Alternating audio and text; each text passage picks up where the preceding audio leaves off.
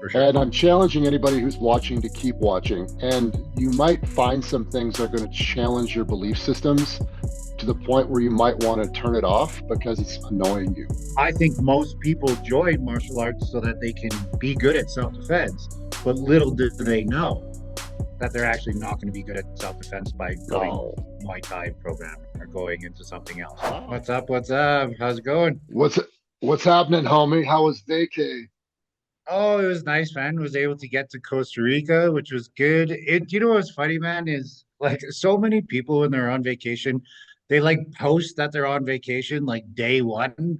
And I'm like, if a criminal was watching you and knew where you live, they'd be able to get into your house and steal all your stuff and all this, right? So I posted it like at the airport on my way home, and everyone's like, dude, you're in Costa Rica? I had no idea. Well, that's sweet. I'm going next week. I'm going here. And I'm like, how many people do you think actually just post that they're on vacation live, Yeah, right? yeah, And they have no idea. They have no idea yeah. that people could be watching, right? So it's really interesting. I just thought of that. I was like, you know what? This would be a very interesting thing to just kind of talk about briefly. There was a cool scam that was going around a couple years ago in Calgary. Is these guys would contact them via text and say, "You've won a what was it? Tickets to the Flames game, right? The hockey game." Right. So they buy them the tickets, right? Oh, it's so sweet. Then they know they're going out that night and they rob their whole house. Right. It's like, yeah, that was a great investment of $400 in tickets. Right. But scammers be everywhere, bro. Scammers be everywhere. So, but yeah, so Yeah, note to man. self viewers, don't post live pictures that you're on vacation. Wait the 6 to 10 days or however long your vacation is and post it when you're back home. These little tiny things make a big difference. So, but other than Especially that, if you're on vacation for a living like Kevin is. I wish we're getting Kevin there, Todd. Kevin doesn't actually train. He's really on vacation for a living. All He the just time. pretend he just pretends like he trains like everybody else in our industry. Oh yeah, yeah. But Ah, those people probably don't have cauliflower ear, and those people probably don't have a messed up back and have to spend $800 a month in massages just to be able to do what they do. But yeah, totally. I fake everything. yeah, Kevin's a fake. I'm a big fake, just like you. You posting pictures of when you're training with Greg Nelson all the time, just try to make us all Yeah. jealous.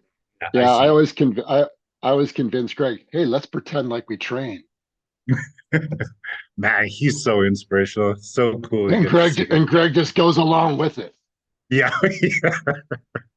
yeah, because that's his jams. Sweet, man. Well, always glad to have you on. Today we're going to talk about the difference between shooters versus defenders. And oh man. Oh yeah. Is this gonna make some people mad? Isn't that our goal though? Isn't that what we do? Well, That's aren't we what I trying to do. waken people up? Yeah, right.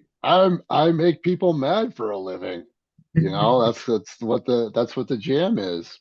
Well, when Uh, God but in gifted you with something, Todd, you might as well use it. but in all Yeah, seriousness though, it's a really serious topic.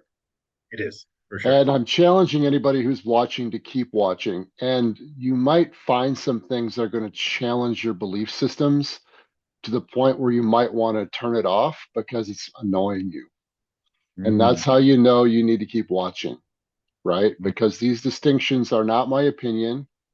yeah. These distinctions are scientific facts. I have a background in human performance, motor learning, force sciences, blah, blah, blah, blah, blah. Like formerly at a private practice for over 15 years, lectured at medical schools on these topics for over 15 years.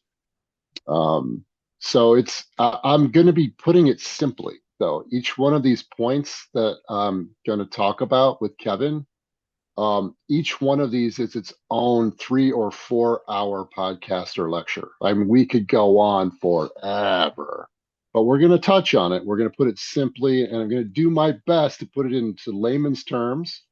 You might hear me put out some formal terminology just so you can get familiar with what the formal terms are.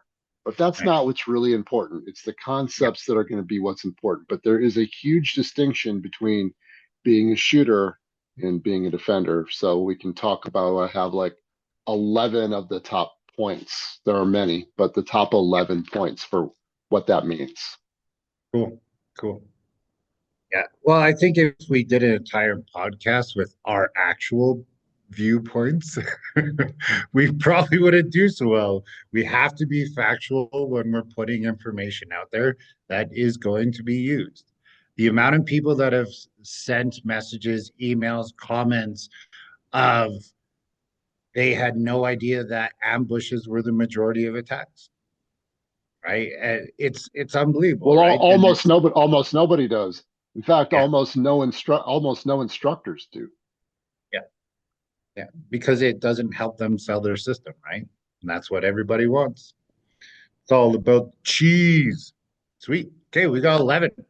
Numero uno. Oh, look at my Spanish coming out. Number, should we do yeah, we'll do the count up. We'll do the count Oh, up. count up. I like it. Number one, when it comes to shooters, shooters deal with set variables and patterns. Mm, It's already set before you. It's put in place. In place, you know what's there. You're primed for it. That's yep. all it's going to be. It is static and set. Yep. Defenders, on the other hand, deal with random variables. There's another point in here that's similar to that, but we've got set patterns that are fixed and Yep. we have random variables. And so that's a huge distinction. And I'll add random variables in a dynamic environment. So you can have random variables like the whack-a-mole game, that's a random variable, but it's not a dynamic environment. There are only so many options that can happen there, right? Yep.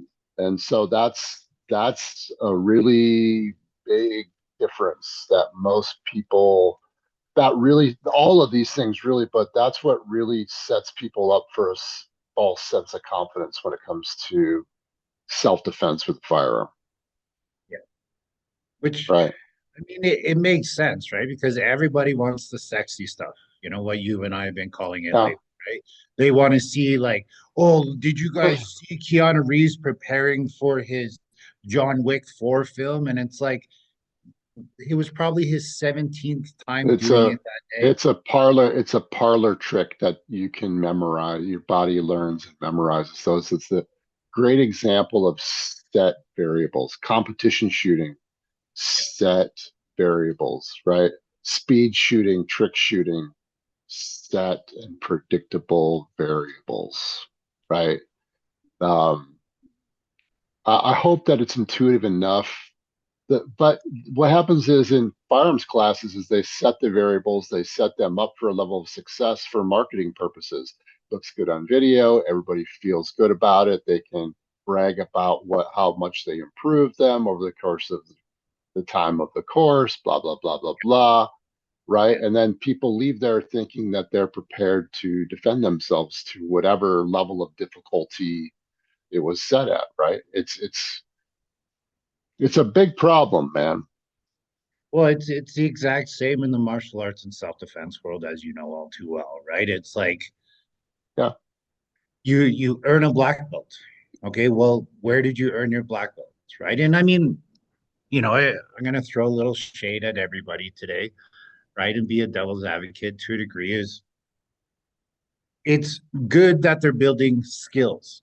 It's good that they're understanding gong fu, mastering their body, especially with an extension of their body like a pistol. But with that being said, that's great. Do your course, love your time, enjoy the environment, all those positive things that come from it. Just stop calling it self defense. Stop Yeah. calling it this is real world shit because it's not. And Todd and I are on that same page as everybody who comes on my goddamn podcast. It's Stop calling it it's something. it's called conflation. And that conflation, the definition of conflation is when you call one something something else, right? It's like calling a orange an apple. They're both fruit, but you're calling an orange an apple, right? And it's really dangerous. And actually, what we're saying is not our opinion. These are objective facts. These aren't subjectives. This isn't our preference. We're not talking about a relative preference. We're talking about objective, observable, provable facts. Okay. This is evidence based. Okay. And I'm talking about verifiable evidence. You'll hear instructors throw around evidence based this, evidence based that, but their evidence isn't verifiable. And it's their own evidence that is cherry picked and selected to prop up their own narrative. But Todd, That's the difference. facts don't matter, feelings do. Yeah. Yeah. That's right. That's what I hear. That's what I hear. Poking the bear, just poking That, the bear. that's what I hear. Kevin, that's what I hear. That's the latest Um, trend, anyway. yeah, And make no mistake, cancel culture is alive and well in the self defense, martial arts, and firearms training industry. Make no mistake. Ask me how I know. I know how you. So, little Yes, story, just a I little love one. stories. Still, Please. I had, I'm not going to say any names or anything, but I had someone who wrote me today who owns a virtual with the visor thing, a virtual firearms training software. Oh, cool. Yeah, yeah. And they asked me a question about um, how about the validity of collecting data when it comes to shooting mechanics. And I said, well, that depends, right? Asking if it has value. I'm like, if you're talking about shooting for the sake of shooting, then it has value. But when you're Mm, talking about shooting with the context of the defense of life, those variables are unrepeatable and unpredictable. And so it makes it a moot point, right? mm, Because it's not quantifiable. We'll talk more about that in a little bit. So um, I don't know, I don't know how they're going to take that. I mean, what people like is this: people like to look good in practice, and they like to go to a course and show that they can rock a drill that they've practiced over and over again, even though the transference of skill to reality is very, very low. And we can, well, at IDS LabWorks at my school, we have proven that over and over again, where people will come in with really great resumes and we'll put them in a really high probability scenario or have them face a very high probability attack, and they have all failed miserably. All. And it's not me being critical, it's me yeah, making an observation. yeah. It's another thing that's happening in this world, right? If you make honest observations, then you're being disrespectful. Yes, yes. Well, it's because you're not part of the program, right? And when people choose to step out of the program, that means that they have to accept failure. And the only way that we can accept failure is if we actually are humble and we have less ego and we thrive with failure. We look for failure, right? Like when you post your videos and you're getting your ass handed to you, right? Thanks, And Kevin. yet you, Thanks, Kevin. Appreciate that. Appreciate that. No, but seriously, I do that. I do that on yeah, purpose because yeah, everyone who's worth their salt is always getting their ass handed to them. yes, yes, right. And But in it's like, fact, there are lots of times when I post that where I could have had quote unquote success, but I wouldn't have been learning because I didn't intentionally work through a problem yeah, in a new way. I approached it in a new way that led to failure, which was actually a success versus me intentionally trying to make myself look at, well, I could win this moment right now, yeah, or I could learn. yeah, And yeah. the audience at home could learn by watching somebody learning by failing. Do you see the difference?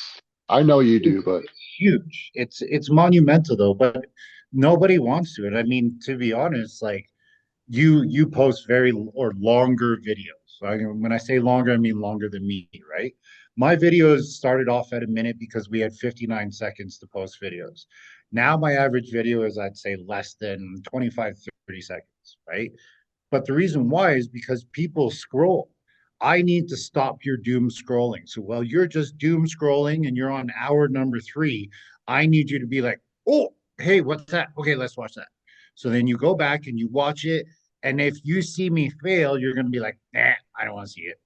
But if you see something happen, and that's why like my hook or my catch or my flash is like, I'm beating the shit out of somebody, right? And it's like, okay, do you know how to get out of that? And then people are like, ooh, yeah, I want to learn how to get out of that. And then you have the people who are like, whoa, this dude can't even do it fast. He's not even failing. He's not even this. I'm like, well, yeah, come to the dojo. Come try it out. It's fantastic here. We fail every night, right? But people don't want to fail, man.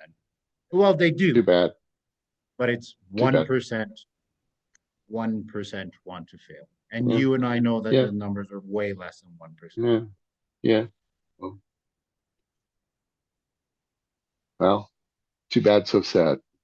Whoa! Boom! The self-defense industry is broken, wouldn't you agree?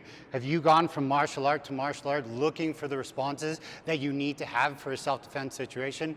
Well, I spent 35 years training in martial arts. I acquired 7 different black belts to find out that when I pressure tested their shit, it didn't work. So what did I do? I had to come up with my own system. Make sure to check it out at budobrothers.com. Build the confidence you need to stay safe. Number two, Number two, moving dos. shooters. Shooters aren't dealing with context. Mm. Their environment is decontextualized, right? They aren't dealing with the nuances and the variables. They aren't forced to have to self organize versus live resistance, so on and so forth, right? It's decontextualized, whereas the defenders are working in a contextualized environment with real resistance where the tasks that they're performing are representative of how actual violence occurs, right? That's a huge. You can see how one and two go together. They all go together, right? But that's what when you're training and when you're watching courses and videos online, you want to ask yourself that question: Is this contextualized or is it decontextualized? If it's decontextualized, it's there for the sake of shooting. Yes. If it's contextualized, it's there for the sake of self-defense. Okay. Then the question is it contextualized with real live resistance? And how relevant is it? Mm-hmm. If I show somebody a flashcard, you can argue that's contextualized, but there isn't live resistance. You see what I'm saying? So you don't have to self-organize in a relationship and make all of those micro decisions that have to happen in versus live resistance, right? That's not high level. I know it's sold as high level and it's not complete. I'll just stop right there. I'll just stop right there. Okay. It's semi-contextualized, but in reality, it's not. It's not contextualized training. It's pseudo contextualized training.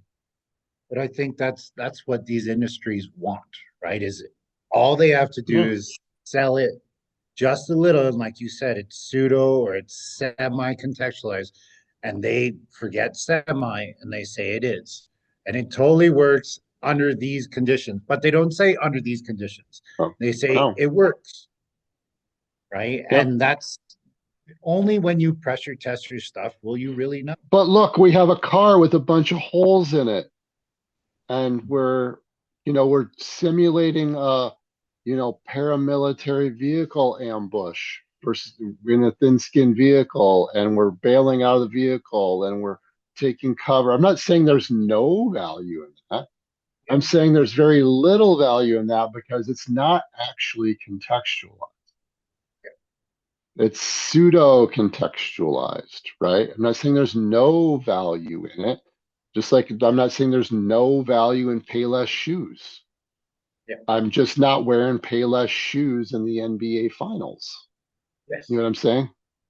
Or I'm not There's going to go some, to the Mick Dojo down the street who hands out black belts once you pay a certain amount or attend a number of classes, right? And go into an MMA uh, fight. It's I mean, and you it's can. also true. It's true of a lot of self-defense classes.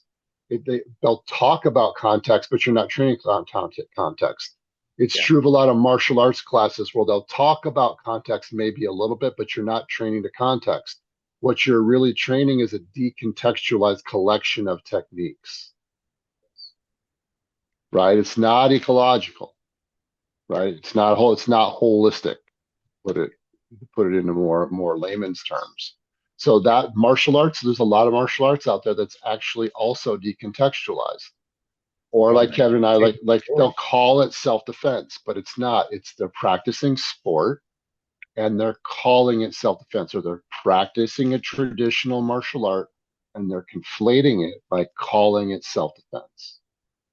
And it's worse in the firearms training world. It just is. It's just But so do you much think it's worse. because it's more, I mean, it's more life threatening, I or think is it's it because just, it's what, well, first off, first and foremost, it's because what sells. It's yeah, because okay, what ego is because it's what egos want. It's because that's how the industry is set up, right? There's something in psychology called a system justification bias. I think we've talked about this some in the past, sounds right? And familiar. when there's money at stake and ego at stake and pride at stake and branding at stake and you have financial relationships and political relationships with other people, it creates this inertia, the systemic inertia that happens. And even when they learn that what they're doing isn't adequate at all to what should be done, they'll continue to do it because they're going to choose those things over what is pure, what is true. And Always a lie. so the entire industry is set up to go onto a live square on with square range where you're standing on a firing line or you're standing in a booth, da da da da da. This is how it works. It's been the same way for 70 years. You know, we have technology and methodology now that allows for us to train in a real dynamic environment. Yeah. And it's far superior. And we'll talk about how what that ratio can look like some other time in the future. But it's Yeah. the transfer, you're a shooter or you're an offender. Yeah. And a part is not, this is another important thing, is the part is not the whole. So what they're doing is they're taking a small part and they're selling it as the whole. Yes. But a part is only a part because it's part of a whole. True. And that's what's That's confusing, and that's how they get you, right? it's But the that's what is confusing because the map that everybody's seen is the same map. yeah, They're only allowed to show a certain map, but the map doesn't ever take you to a real destination. The yes. map takes you to Fantasy Island, the plane, right? Yes. And Mr. Rourke comes out and the whole thing, right? Well, it's like they just released a new food pyramid, and They did, in the food pyramid, there was Fruit Loops, bro. Fruit Loops. and they're And calling I'm it like, fruit. It's in the but fruit. The fruit can't, if you eat all of these gluten filled things and but you it's eat in all the of these, fruit. But it's but in the fruit. It's in the fruit category, Kevin. It's Fruit Loops. it's great for breakfast. And I'm like, you got to be kidding me. I'm like, there's no way that this is real. Right. Because my buddy sent it to me and I was like, and I looked it up and I was Yeah, like, oh, oh yeah. man. Oh Well, man. that's what this type of training, what it does is it sells dopamine, Yep. sells dopamine hits. And to me, that's the equivalent of cotton candy, right? I like cotton candy. I like to have it every now and then. I know Kevin loves cotton candy, I but don't like cotton. eventually you're going to, I like cookies, whatever, bro. dude, just play along. Just play along. Jeez, I come on this show. What kind of a host are you? So, I don't spread lies, um, bro. No lies. the point I'm trying to make while you drink your cotton candy coffee, Almond milk and matcha. That's it. whatever, dude, is that eventually cotton candy's nice, but eventually you end up with rotten teeth and diabetes.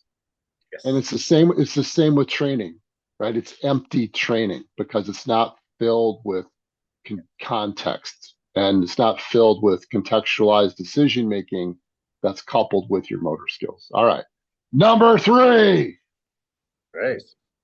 Shooters train in a pre-choreographed environment, and defenders train in an unchoreographed environment. Now, granted, you can scale it down, you can add constraints so that it's, you're not dealing with everything all at once. The higher level people, you can kind of throw everything at all at once at them, and they don't have to deal with whatever you throw at them. Yeah. But it's scalable. It's unchoreographed for the defender, but it's scalable. This is what's confusing for people because they've never experienced it or seen it before. All they've seen, listen, if all you've ever seen is fake money, if all you've ever seen is freaking monopoly money, Yeah. then you think monopoly money is real money. Yeah. And by the way, all money, real money is monopoly money, but that's another conversation. Yeah. Stop That go would down probably that get hole. Banned. 837,000 followers on YouTube. Banned. Don't talk one about the time. Matrix. One time, I'm such a buzzkill. My friends wanted to play Monopoly. I'm saying, "Well, I'm gonna be the bank, and I'm gonna go get my copy machine. I'll be right back. We'll see who wins, and I'm gonna charge you interest for all. I'm gonna charge you interest for all the money I'm making. Yeah, I'm just gonna keep printing it, no matter what. Yeah. Anyway, but it's Anyway, kind of the we same digress. thing. It's It is kind of though. the same Yeah, thing. yeah, So there's that. Then that was number four is what's next is it's the shooters are in a predictable environment and the defenders are in an unpredictable, unrepeatable, and dynamic environment. Really huge difference. yes, Shot timers, totally predictable. yeah, Even if the your first beep is randomized, you still can anticipate when it's coming. It's yeah, not happening when you're least expecting. And that's putting it in the most simple way. And so we'll do a whole nother show sometime just on the fallacies around shot timers and speed and its yeah. importance. Well, do you know what's funny is we did that, yeah, before I went to Costa Rica. So I said, okay, guys, today's whole class, I know a couple of you guys are super injured. So we're gonna slow down the pace, we're gonna take it easy, and we're gonna work on marksmanship principles, and we're gonna work on fast draws, right? And the class loved it, man. Like they loved it. They're like, Yeah. this is cool. I feel like I'm faster. I feel like this. I feel like that. I feel like this. And then some of the young guys at the end, they're feeling a little antsy. They want to fight. I'm like, okay, ready? He's going to start from 21 feet, put a knife in his hand, and go. I Yeah. was like, do you guys get it yet? Do you get it? Do you see that Yeah. it didn't matter? We spent an And, entire class on. and you can never be fast enough. And 21 feet is a luxury. Oh, right. That's a luxury. If it can start at that, if violent crime start, we'll get into that, right? But Yeah. if a violent crime like that starts at that distance, it's a luxury. What And crime would start from that far away? very, very, Like very rarely. I can't think of one. Like I'm at the beach and it's like, hey you, I'm gonna mess you up. You're that Well, self-defense guy. since you brought it up, let's talk about some of the numbers. Let's talk Please. about some times. Numbers. I'm a data Let's guy. throw out some numbers. Let's throw out some force science numbers, okay? Takes an average person with a moderate level of training to draw on from concealment onto an 8-inch bullet 21 feet. Takes an average person about 2 seconds to do that when they can anticipate the beep of a shot timer. Takes the average person 1.47 seconds to traverse 21 feet with a knife or a blunt force object. Okay, let's move up closer. Most of these types of attacks are ambushes at contact distance. I'm going to let the audience guess how long it takes. Don't answer it, Kevin. I'm going to let the audience guess how long it takes for somebody to slash or stab at 3 feet. When the launch of the attack starts at 3 feet away. I'll give the audience 3 seconds for the answer. 1,000, Put it in the 1,000. comments. Put it in the comments. Put in the comments what your guess is. Ready? 0.14 seconds.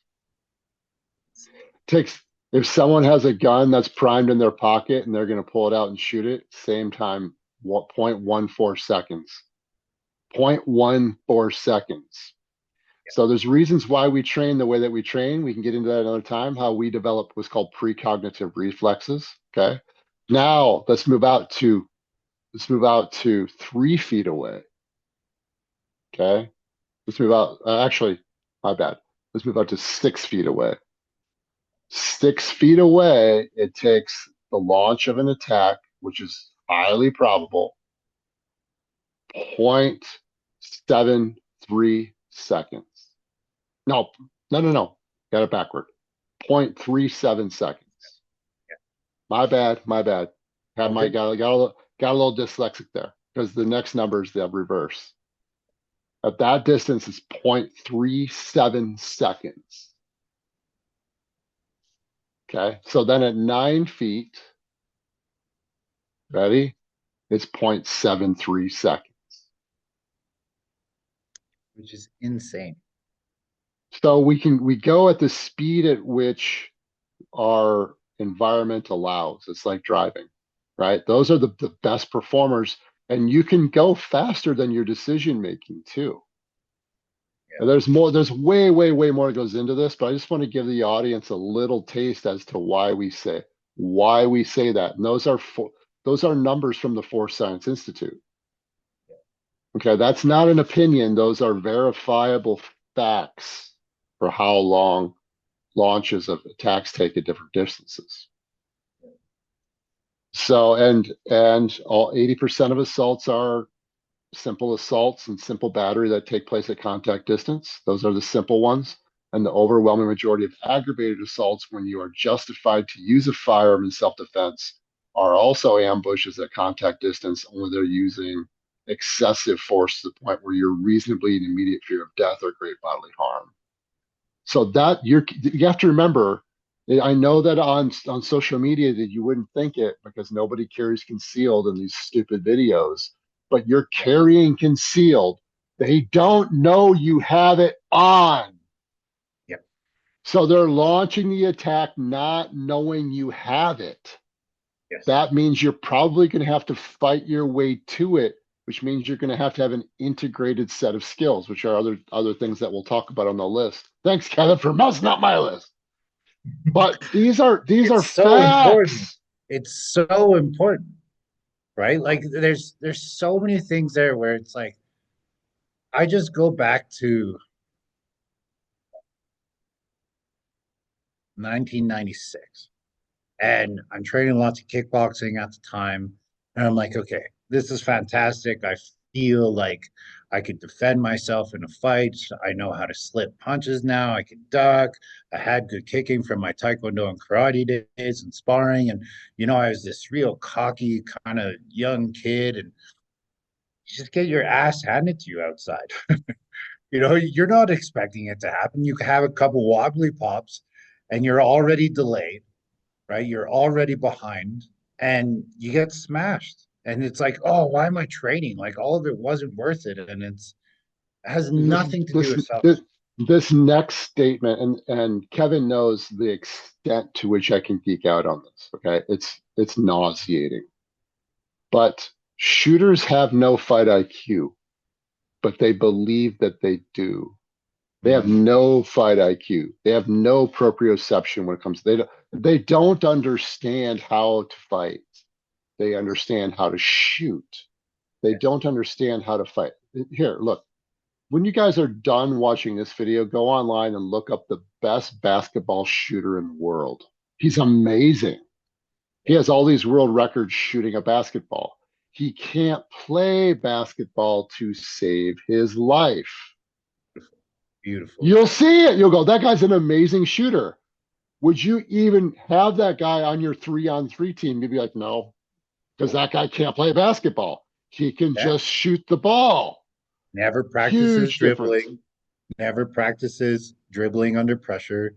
Doesn't need to That's practice just footwork. that's nothing. That's nothing. That's not, No, you don't even know you don't even know basketball, Kevin. I'm You're 6'4", bro. Canadian. I obviously played it. You don't even know basketball. You're Canadian. You guys, all you know is like Hey, freaking. hey, when I was growing up in small Calgary, it wasn't small, but smaller Calgary, we had what was called the Calgary 88s, bro. The Calgary 88s. We actually had a franchise basketball team. We were so good, we lasted one season. and you all turned into a curling team. Ah, hey, don't knock curling. Curling's cool. I like curling. Hey, the best curling in the world is right where I'm at in Minnesota, by the way. Really? They win the gold medals all the time. Yeah. Wow. They're all from I'm not Minnesota. against Yeah. But mostly we play hockey up in here. Up in here. We play hockey and we wrestle up in here. Yeah. It's weird and that you're actually north of me because I'm usually the most northern person, but you're actually more north. Anyway, we digress. We digress. Next, number 6 on the count up. Shooters work in a standardized training environment. They're standardizing and they're scoring their performance, yes. right? Whereas defenders work in a qualitative environment. It's because violence is not standardizable. If the Mm. variables are not repeatable, it's not standardizable. So if you're working in a standardized environment, here's how fast you were, here's what your score is, here's what zones you shot. That's completely arbitrary. Somebody arbitrarily decided what was going to be acceptable to pass that Yeah. standardized. That's why I say, like, my thing is like I have a saying, one of my many sayings is I shun standardization as I do poison. Mm. Like how, like what are you talking about? What are you standardizing?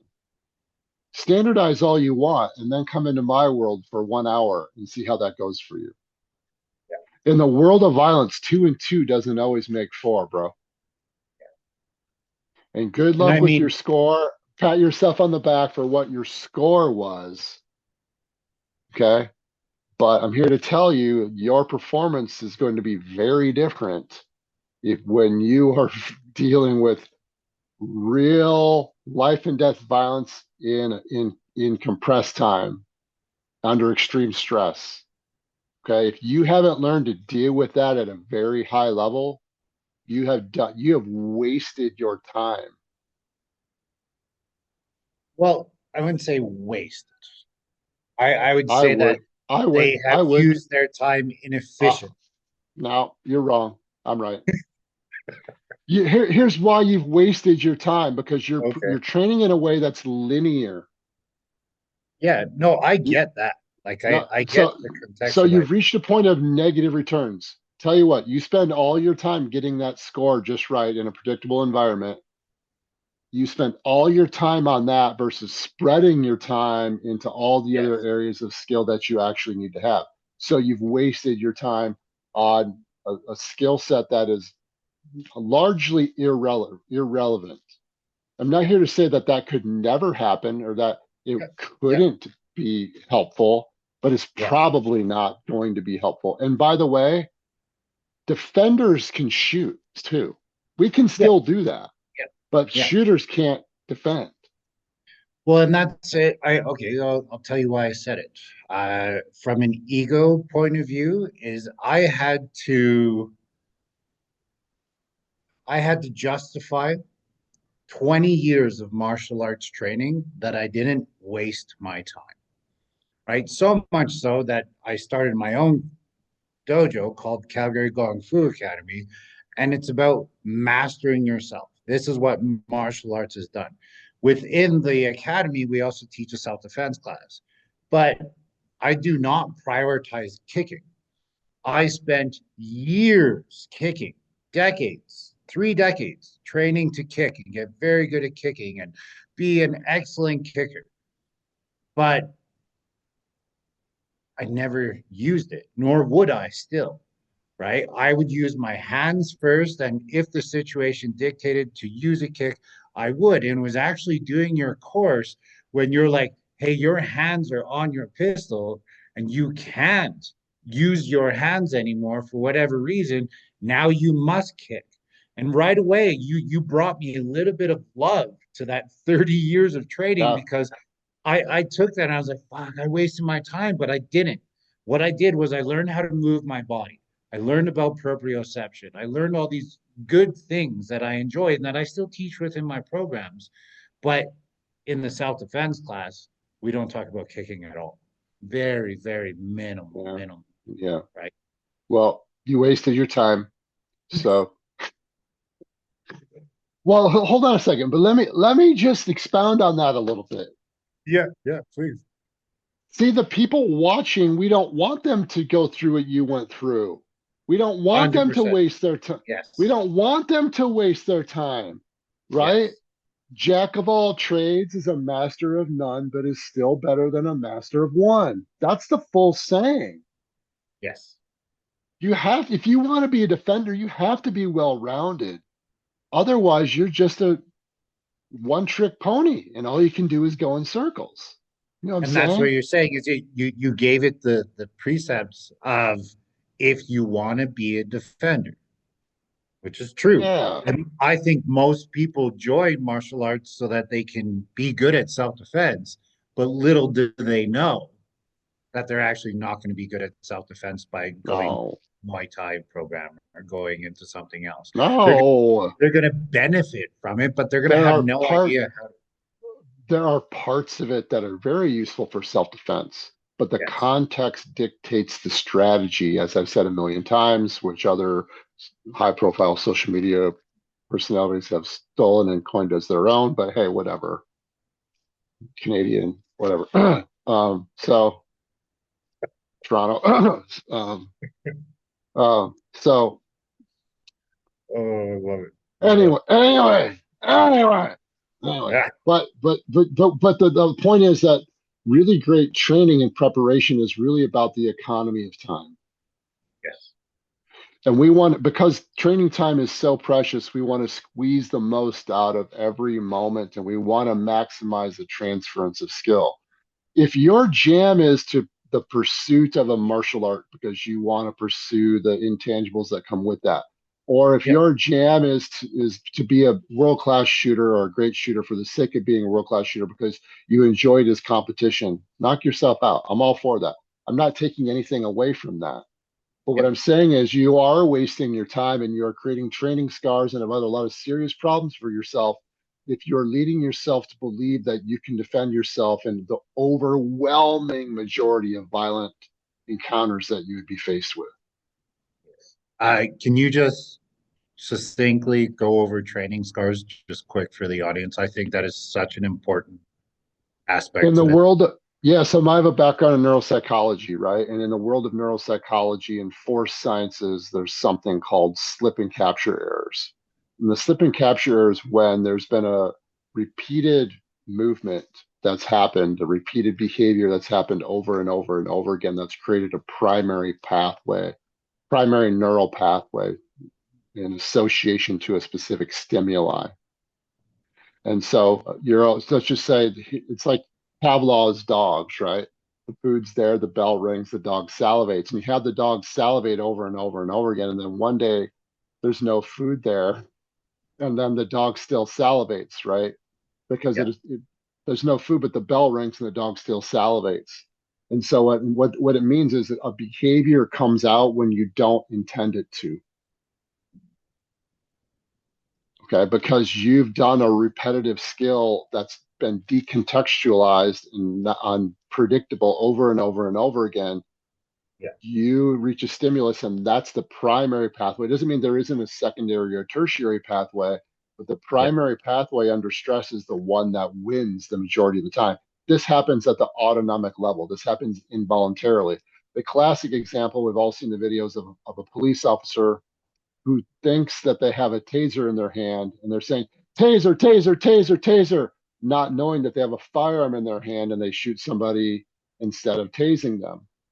Yeah. It's really not fair to jail them for that, because this is happening at the involuntary level. It's really a training issue. It's not an officer issue. And so when we're not training in the appropriate way, when we're talking about there's reason why we're creating these distinctions, because if you're training in a decontextualized environment as a shooter, you're setting yourself up for many different types of slips and capture errors in reality.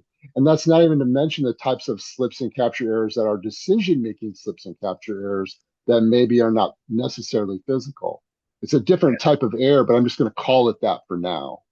Yeah. It's a serious problem, and that's why Kevin knows we are really, really picky to make sure that we aren't creating a training environment that can create or promote those types of slips and capture errors, or also known as training scars.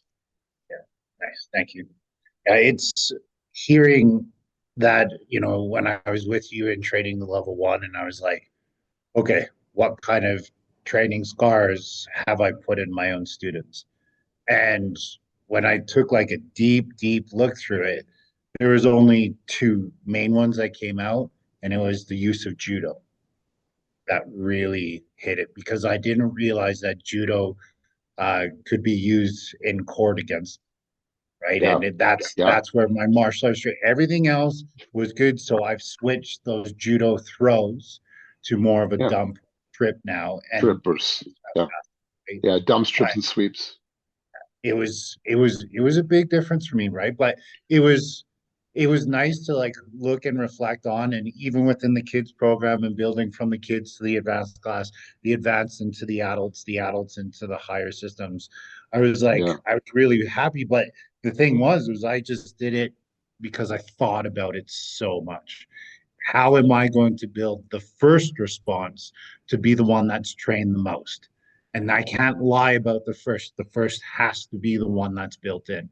The second may happen, it may not happen, right? And it was BJJ that taught me it, is the idea of sequential patterns, right? In BJJ, if you have a 5-step program and people skip step 2 and somebody knows step 2 and is better than you, you're not getting to 3, 4, 5. And that's why they say position before submission, right? And it was a game changer. Exactly. Yeah. It's a hierarchy. Yeah, based on probability and level of complexity. That's exactly how our program is set up, as you know. And another thing too that I think is important to point out, Kevin knows this, at IDS we practice something called repetition without repetition. Right? Repetition with repetition, everything is for rote, is exactly the same. It's decontextualized.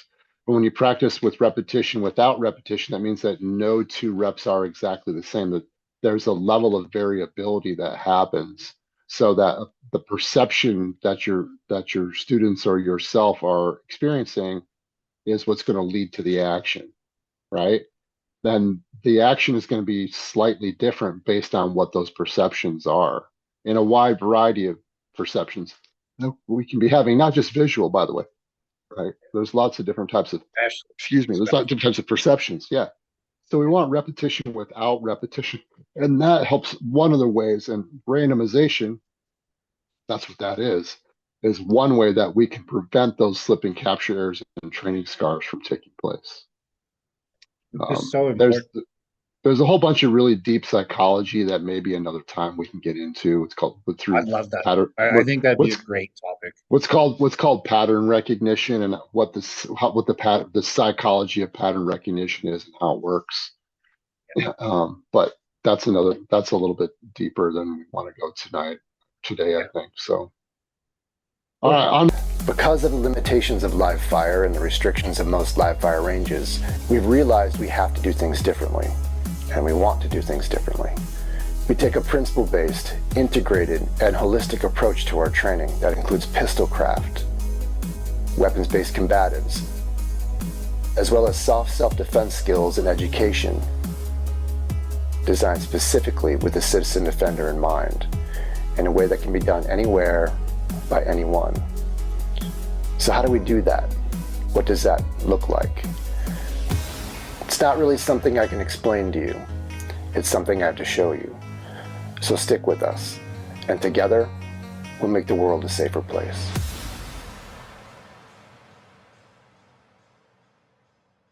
The next one, number 7. Haven't. I already forgot to mention. Shooters are working in a linear training environment. So what's an example of linear training? Powerlifting is an example of linear training, right? It's basically the same stuff. It's very predictable. It's very the same movement, but you can get stronger, right? Mhm. And but eventually, there's only so much that you can lift. It doesn't matter who you are, and Yeah. eventually, your mechanics can only be so perfect. Even the best in the world, like they've reached their max. Like, and you can push yourself to go above and beyond what anyone else has ever gone before, but you're still going to reach a limit. You see, it's linear. It's going in a straight line. Whereas the defenders are working in a non-linear environment, right? Where the variables are coming from multiple dimensions and multiple directions happening all at one time. And so there's, as I talked about earlier, they're spreading their skills into dealing with all these directions and dimensions. So they're developing an adaptable style of dealing and coping with the variables that are in their environment because their training is non-linear. Now, don't get me wrong. With everything that I've said, there's a time for both of these. Like Kevin said, Kevin stopped his students just to focus on speed and accuracy for a while, right? That's cool. I'm all for that, by the way. There are some people who aren't, but I am. I think there's a ratio that can happen here, and both can actually be happening at the same time. That's a little bit more sophisticated. But our ratio generally is like 85%, what we call ecological randomized training, and 15% reductionistic and isolated training, right? And it might even be slightly different, but over time, that's kind of what it averages out to be. There's a benefit in doing both. Don't get me wrong. But if all you're doing is this reductionistic shooting and you fooled yourself into believing that you done right, you do what it is. You've really deluded yourself, and an industry has deluded you into believing a lie. Yeah. It's a fact. It's just pure logic. Well, and it's so easy to see, right? So for example, like every day we start off with our shooting drills, right? So it's exactly those numbers, 85, 15, right? But when we did the whole class on it, that was one class in 6 months, right? Where we actually took some time and Yeah. did it. And they were like, it's cool because they haven't done it. So it was great. But I was like, okay, guys, next class, we're gonna do the same static drills that we just did. So static to the audience means they're not moving at all. Right. And then we started adding in more variables, like Todd is saying, to come in from different directions. Right. So, okay, so now somebody's approaching you and you still have to maintain distance while doing that. Do you know how many people couldn't walk and talk? It was unbelievable. Why wires Unbelievable. get crossed so quickly if they haven't Oh, been yeah. exposed to it enough. Yeah. Yeah, man. So just for so the audience knows, and maybe I'm just saying this because I have to, because I won't be able to sleep tonight if I don't say it. Kevin knows how I am. We actually have two pathways at IDS. We have what's called an ecological pathway, which is this randomized environmental pathway, right? Where we're really dealing with what's present in front of us and we're having a real human interaction with randomized variables. We have an ecological pathway and we have a reductionistic pathway. And the reductionistic pathway is all the decontextualized stuff, and the ecological pathway is all contextualized. And so there are times when we're alone, and it's better to at least do some decontextualized training than to do nothing at all, right? Yeah. Yeah. So there is, I want to say it again, there is value in it. We just need to make sure that we're doing both in the appropriate way and that we're being intellectually honest about what the distinctions are between the two, right? That's the most important part. Well, and if you don't mind, I'm going to share a story that you told me, right? Todd has bad back like me, right? I said, Todd, there's days where I can't train. He's like, I have those days too. He's like, that's where I'm laying on the floor, right? And his wife is so nice, and she comes up and she tapes the thing on top, right? And he sits there and he does his drills laying on the I ground, right? There's a target that my wife puts on the ceiling with my cert pistol, and I practice with that on the ceiling. Yeah. Yeah. which is so great. And it's so there's something that's decontextualized. But for somebody like myself and you who are injured and or anybody who's even like older, right? Is they're like, well, can I train? I'm like, for sure you can train. For sure you can train at a slower speed and you don't have to go balls to the wall every Yeah. day you're at my dojo, right? And they're like, well, I want to feel like a young gun. I'm like, you want to feel? You mean your ego has a desire to be young again? And they're like, yeah. I'm like, you're not. Oh, Understand you're not. Understand that your facts are saying you can't do that. But it doesn't mean that like you can train the entire class, do technique, build all the right neural pathways. You're just not going to prioritize the pressure testing portion of that. You still have an ability to reach your goals. You still and have an and ability to. if you do the pressure testing portion of it, it needs to be scaled. Like I'm 54 years old. Kevin knows I deal with like 19, 22-year-old straight up killers. UFC contracts. I mean, really like, right?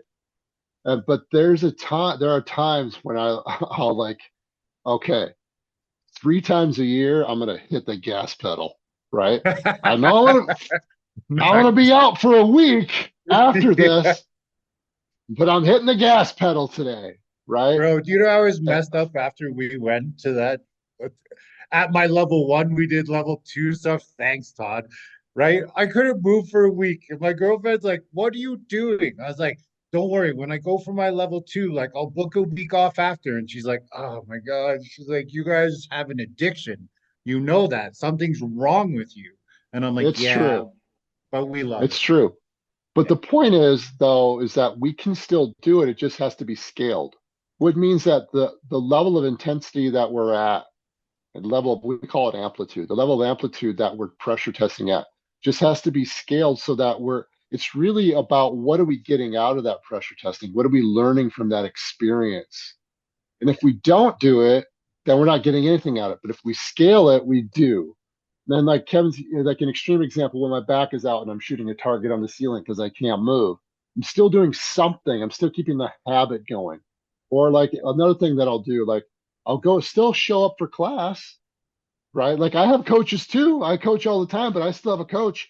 If I can't jump in class that night, at least I'm going to be on the side with somebody else who's injured, with a grappling dummy. I'm going to still be working through the patterns the best I can. Or maybe I'm just real light on a heavy bag, or maybe I'm just touching focus mitts, or whatever.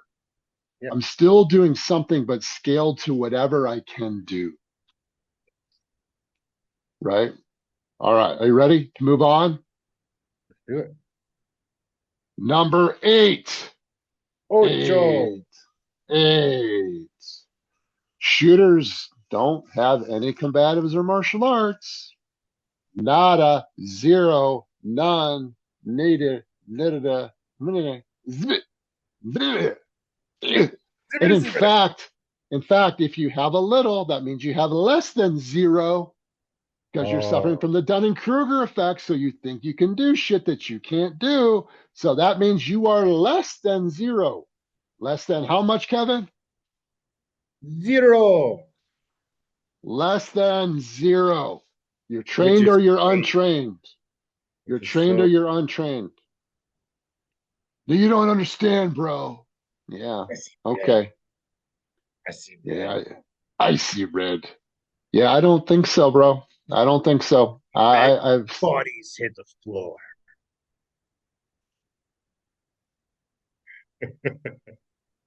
whatever. That's a tough one for people to accept. No, I no, would say no the most. combatives. And none of that.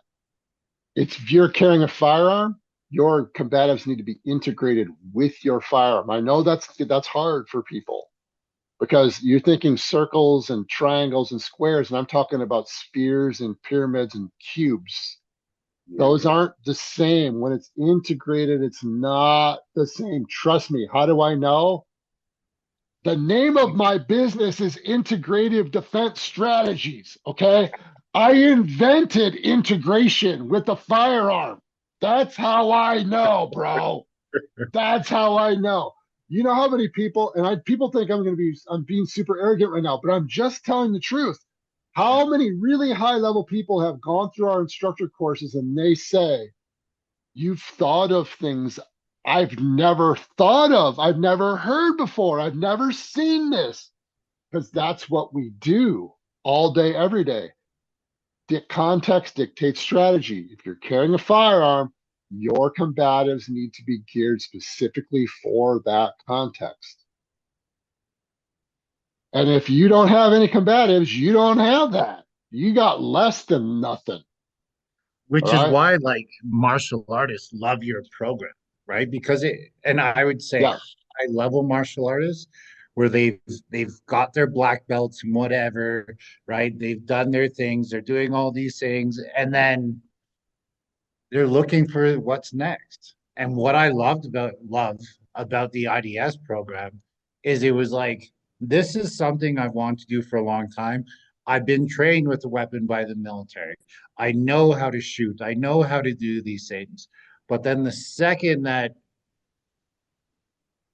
well, once I seen your videos, but we'll just talk about the course. But when I was doing the course and I was like, yes, this is exactly what I'm doing, but I'm not doing it with a gun or with a pistol.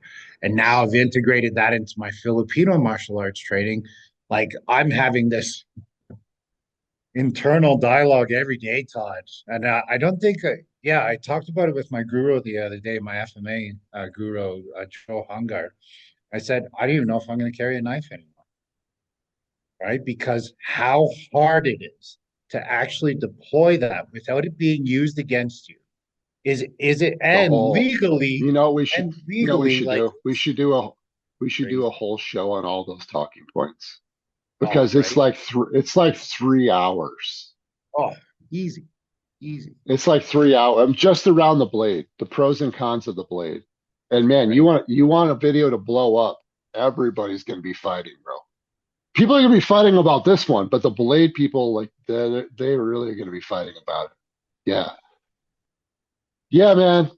Let's do it. Let's piss them off. So that's the difference, right? The defenders, like their primary focus is combatives and integrated combatives. To them, it's all an integrated system where all of the force multipliers, all the skills are and the principles are interdependent upon one another. They all depend on each other at all times. You can't separate any of the parts from the whole, and they understand they have to be the whole package. And that's not. We haven't even gotten into the decision making part of it, the legalities, the force Nothing. science. We haven't gotten Nothing. into anything. But we're like I said, we're keeping it simple today, Yeah. right? Okay, we're keeping it simple. But like you have to. If you carry a firearm, then you don't have your combatives built around that firearm. You have done yourself and those that you love and those in your immediate environment a huge disservice. Huge disservice because you're gun centric. You think that's going to answer all of your problems. Your gun isn't going to retain itself, bro. Trust me. Ask Kevin. I'll ask Kevin right now. Well, Kevin came to our level one. We had some pretty skilled people in there, didn't we? And Oh yeah. how fast were guns coming out when I say you're a good guy, you're a bad guy, get his gun. Boom. How bad? And they were trained and they knew how to Fully retain it trained. and how to defend. Yeah. How fast did they come out? And It how was often? it was ridiculous. It was so ridiculous. Like never. A whole nother conversation, right? Weapon retention. It's But insane, right? But and like to the audience, like that's why like my favorite t-shirt and saying that Todd Fossey has is don't be a gunfighter, be a be a fighter with a fighter with gun. a gun. Like that is so burned in me now. I might even get Yeah. it freaking Because tattooed on me. because the industry has it set up. See, maybe I should say this, okay?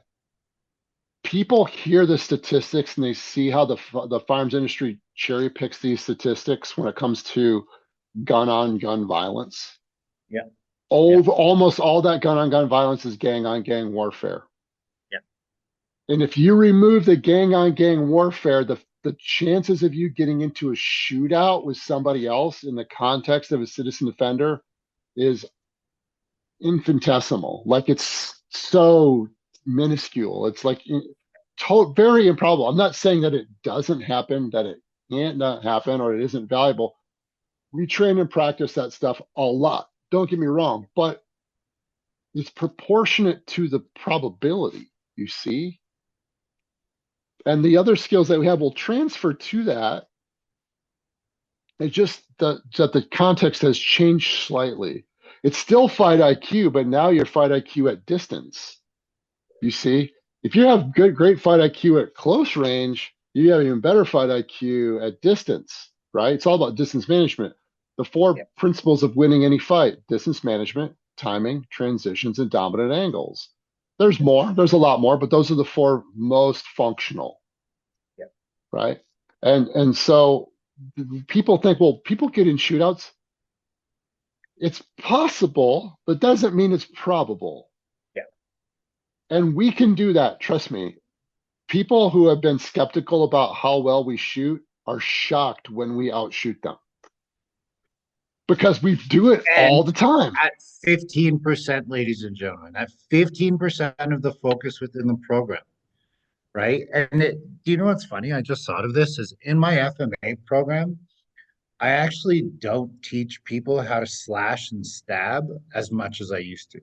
Like before, it's like, hey, we're gonna do these drills and look how fast we are, and look how nice we are with the knife, and it looks cool and all this, right? And I've basically, and it's not just since then, I'd probably say it's been 2 or 3 years now, is I was like, you guys don't need to know how to murder someone. You need to know how somebody's gonna probably come at you. So the probability of a high stab, a low stab, a high slash, a low slash, forehand side, backhand side, go.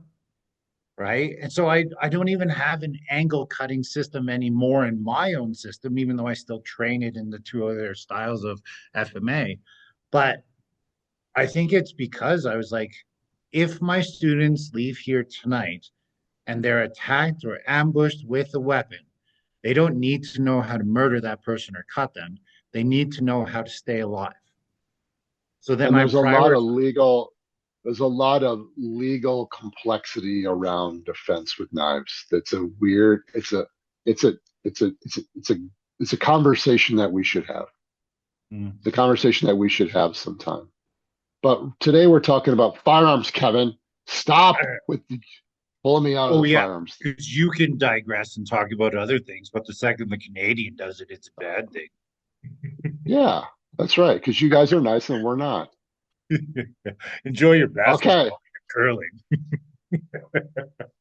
Number 9. Oh. Number 9.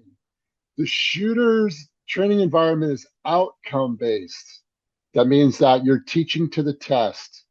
You're preparing to get a specific outcome, a quantifiable, measurable outcome. But we already know that violence isn't quantifiable or measurable. So what's happening instead in the environment of the defenders is performance based instead of outcome based, meaning we're getting the most out of that student during that time in their life. Right. So we're not, when you focus on performance, the outcomes just happen. But when you focus on outcomes, the performance isn't there. We need to know how to perform so that we can have outcomes. You see? So that's the whole idea. Like you're not learning anything if you're just memorizing the test. You're not learning how to do math if you don't understand mathematics. You can't solve those problems on the fly because you've learned it for rote. You wanted a specific grade and a specific outcome. It was one of my biggest problems when I was in college. And I'm a pretty educated dude, by the way.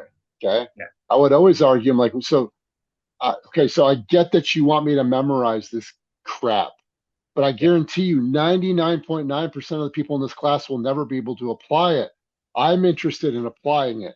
And by the way, right, the research shows hands down that to maximize transference of skill, that skill development and skill application should be happening at the same time. The old model of learning and the Western model in Western schools of learning is skill development first and then skill application. The teachers don't care. Like, I just want you to be able to know this knowledge. Like, no, I want to be able to apply it. I can still know it while I'm applying it. Yeah.